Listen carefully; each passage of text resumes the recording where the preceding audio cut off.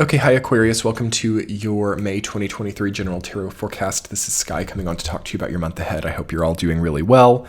What an interesting month of May we have coming in. Pluto's in your sign. Okay, how does it feel? How does that, I suppose, like first little foray into Plutonian Aquarius feel to you all? Do you feel the change in like tectonic movement under your feet? Do you feel the new source of energy coming in? Well, don't get too comfortable with it. There's only this one last full month before we retrograde back into Capricorn, I believe in June, and then it won't be until like later this year that it goes back into your sign finally.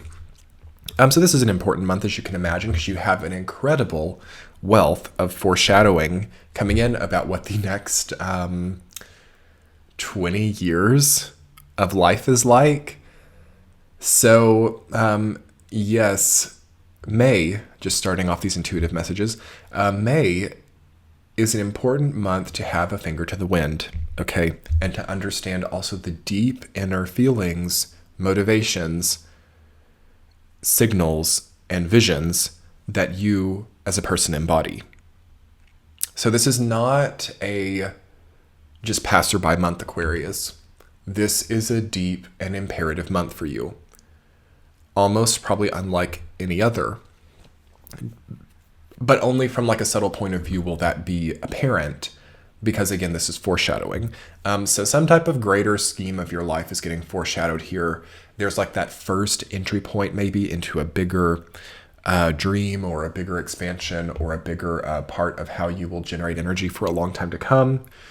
And there's maybe a need to not like just talk through or allow yourself to basically parrot out some of these mysteries of life that you're understanding. So a greater relationship with mystery, a greater relationship with what is not maybe above the surface is starting to come in for Aquarius. And I definitely, for some of you, am seeing, like careers that reflect that. So like, yes, it could be as like a psychic or an astrologer, or some kind of even like spiritual discovery process of mystery. But it could also be more status quo as well, like investigations or something dealing with uncovering mysteries. But you also, here in 2023, want to be a little bit careful with that. It can be like a bit foolish to just like reveal things here, or to like tell people your secret recipe that you might want to patent later, or to tell people how you built your business, or to tell people all of your basically trade secrets feels maybe not super intelligent here, because basically others might recreate it better, or others might have better like connections or capabilities to basically recreate what you're doing. So I am feeling like a bit of competition for you guys in May. I'm feeling a bit of also like seeing people doing like exactly what you're doing, or having to be in a group of people who are like all jockeying for that same position, having like competition, okay? We do see a bit of Seven of Swords energy there, and a definite conclusion in the month of May. I mean, look at this, the Death card and the World card. Those are like the ultimate conclusion energies in the tarot. So some of you are just so done with that previous way of being. Some of you are just so like completed and finished with a certain story, and that will become really clear this month. At the same time, it's quite spiritual with the Hanged Man and the Hermit and the Four of Cups. Yes, of course, you do have 5 major arcana cards this month, which means it will be very memorable what happens here, and it is definitely creating an entirely new grid or framework of the way that you probably function as a person. And this comes from like a spiritual point of view, but also a very material point of view as well. I would definitely take note of what you're finished with or what you don't want to do anymore, and then also what you're feeling more drawn to. And I would reflect throughout this entire month about that, and like why maybe you're not moving towards that yet, or why you wouldn't as well. Okay, like why not? As I feel that there's kind of this like in between place that a lot of people are at, where they're like, I kind of want to push through that next cycle of life, but I kind of want the stability of the old thing. And it's one of the most wavering points that we're at there in this whole year, actually. So it's good to dialogue around that or journal yourself about like why that's happening in your own experience, because there you might find like the answer to some kind of greater psychological question that you have, and also like see like where you truly are as a person across the board. There is a major comprehensive self-understanding coming through for you all this month, and I just want you to prepare for that, because that can be kind of like overwhelming.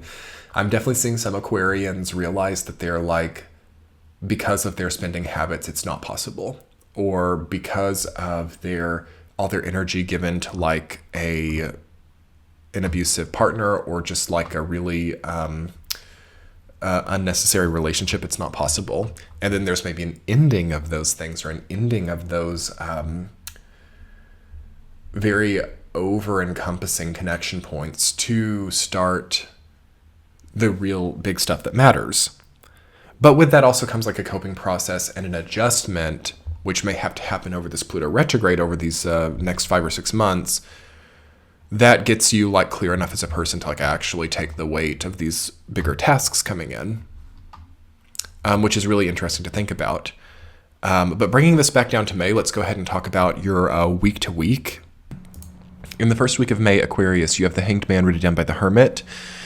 So a pause comes in the first week, and you suddenly understand the long-running story that you've been involved in, and you start to get a lot of light shed onto it. I love that combination of energies, because it sort of symbolizes that light from the lantern of the Hermit moving towards the headspace shown in the Hanged Man. So you might also be turning things inside out in your mind, or like going over and over things, and you want to maybe condense that to the first week and finish with that. So anything you've needed to reflect over or understand, any illuminating or eye-opening events or experiences should be more easy to get to the moral of and to conclude on in the first week.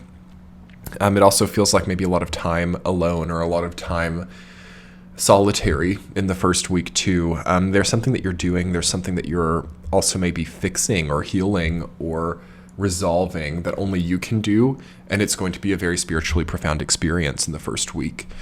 Week 2, the Death card rooted down by 7 of Swords, the end of some type of cycle that's stealing from you or taking something from you.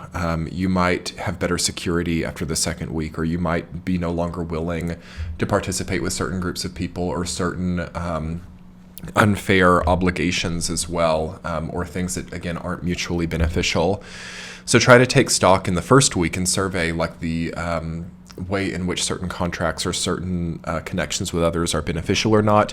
And then in the second week, there may be an ending to some of those, or there may be maybe you're not like willing to re-sign with certain people, or you're not willing to continue certain business relationships as well. Definitely understand the give and take, okay? Because you have a lot of power with Pluto in your sign, right? Pluto is connected to the Death card as well, to especially in this early phase of Aquarius, and moving back to Capricorn, to basically reassert your values and reassert what is worthy of your time and not. Week number 3, the Page of Wands rooted down by the World. And there's new birth, there's room. Finally, you're kind of understanding like what it takes to like give yourself room, or what it takes to give yourself that open dialogue that you've needed, and how easy it is to get certain systems running or functional again by ending others, by completing others. So this, if you understand what I'm talking about, is really where the magic is right now. It's like how much certain things that you already have can be re-envisioned or reimagined or work much better, like using the space in your house in a more functional way, new creative ways to use what you already have. With the Page of Wands in the World, a whole new world opening up to you through creatively working with what you have. I'm seeing a lot of you starting to be able to overcome this hard dynamic I've been talking about for a while, where it's like people are working so hard on the periphery of what they already have to create something they already have. Instead, you can just start to grow what you already have in a more powerful way. Beautiful energy in the third week. I think that moving to Gemini season is going to be great for you. You're a fellow air sign with a lot of new opportunities and creative vision coming through. Week number 4, the 4 of Cups rooted down by the Page of Pentacles. More solitude. planting new seeds, creating new things that only you can create.